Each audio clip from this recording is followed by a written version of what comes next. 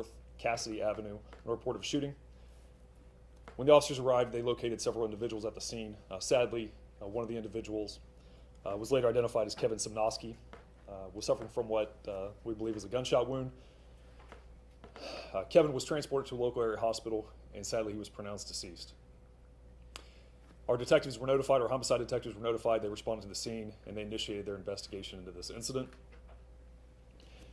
Where we're at right now, they've been working around the clock, have been putting in a lot of effort, and where we're at right now is that we have identified several individuals that we believe, that we know were at the scene as either being involved or may have witnessed something. And we want to speak with those individuals. And those are the pictures here to my right. So what we are asking for is for the community to help us out. If you know any of these individuals, there's several ways you can get a hold of us, and I will give you those telephone numbers, and we'll make sure that's provided for everyone to see. They can call in. One being Crime Stoppers at 614-461-TIPS. That's 8477 is the last four numbers. They can call our homicide number, which is 614-645-4730. And lastly, you can call our lead detective, Detective Polgar, 614-774-7810.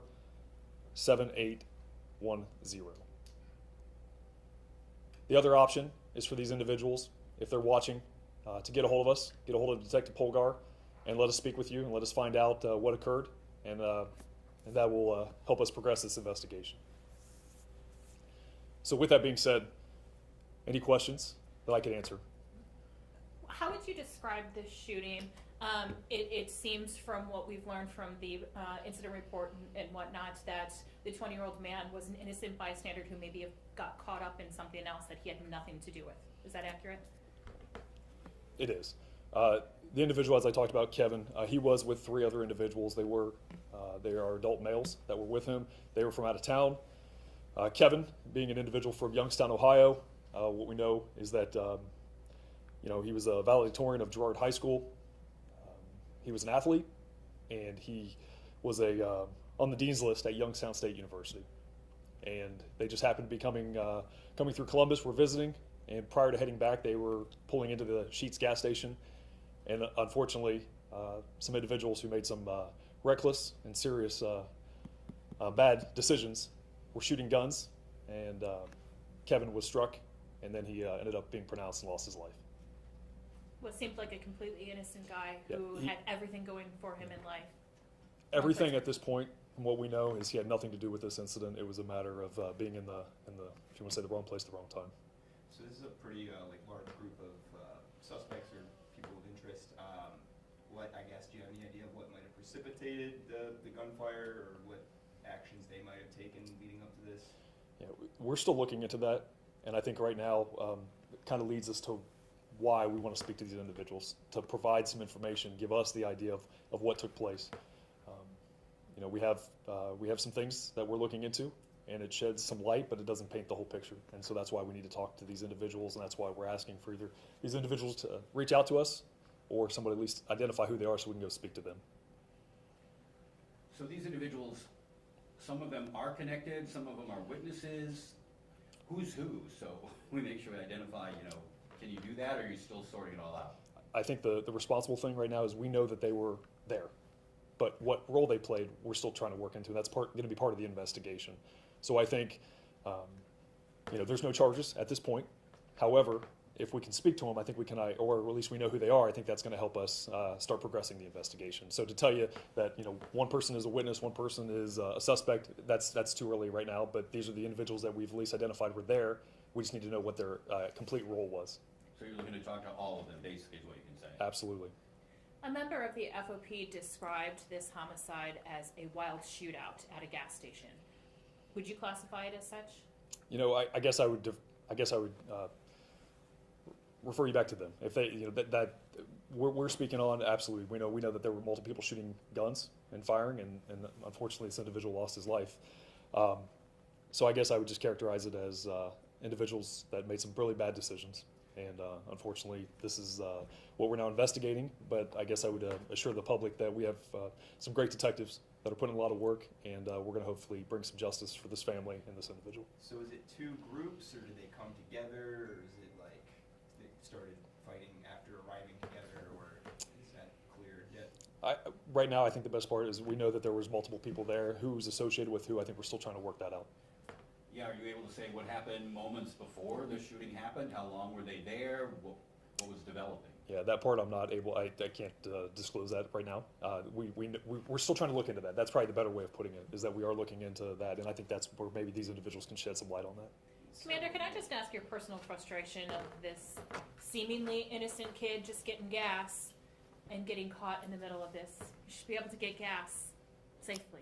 Yeah, well, it is frustrating.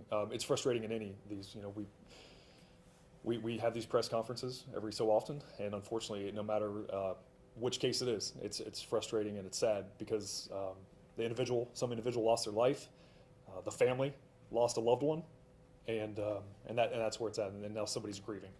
So I guess yes, there is a level of frustration, but I think, you know, what we're trying to do is, at least from my perspective, we try to show as much support, let our detectives do their job.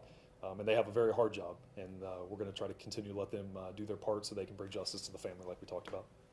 Yes? You said Kevin was there with some friends. What have they told you about what happened? It's a good question. The detectives are still working through that right now, and I think that's something that will be part of the investigation.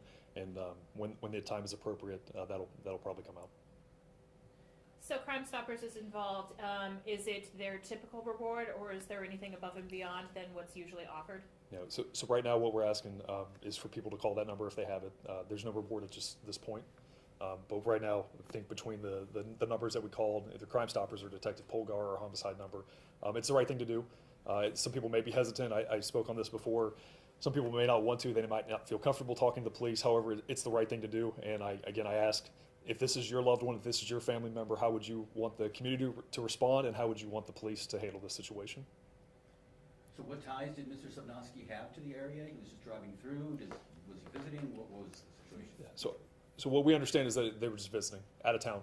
We're here in the area, and as they were preparing to go back, they stopped here at the Sheetz gas station, and again, kind of in that wrong place at the wrong time. Will this be like digitally available anywhere, this graphic? So I'll get with our public information unit, but we will make sure you guys will have everything you guys need to present this on your news stations. Do you know if everybody here is from the Columbus area, or could they be traveling or in and out, or do you have any tips or any information? Has anything come in already about these dozen people? So right now we're asking everybody for assistance, and so I think not knowing who each individual is yet, I think it could be that they could be from different places. We'll know that hopefully as we identify them, but right now we just don't know. I'm guessing this is photographs are taken from inside Sheetz from their security cameras or surveillance cameras. Whenever is there video available that's? Yeah, so you're correct. So these pictures, these are surveillance videos that we have, and it's been a good partnership, and again, very helpful, and hopefully that'll help again progress the investigation. As more items are available, we will make sure that you guys have that when we can. Can you say how many shots were fired? Because it sounds like we heard a lot of gunfire. Yeah. I don't know the exact number, Steve. I'll have to look into that and get back with you. We talked to the deputy chief last week, and he had commented that more people have been willing to come forward with the information on several homicide cases. Are you hoping, especially when people hear what happened in this case, that it will compel them to come forward? Yeah, I hope people just do it because it's the right thing to do. There have been investigations. We've had a lot of help from the community, and again, we thank everybody who's stepped up and done that. We hope that continues. We also have great officers. We have great crime analysts, detectives who are also working and try to identify too. So it's really a community effort. It's a combined effort, and again, we're appreciative of all that. We hope it continues because ultimately, for the family and every family out there, we want to hold any of the individuals that might be responsible. We want to bring them to justice and hold them accountable. Any other questions for myself? Okay. All right. Thank you.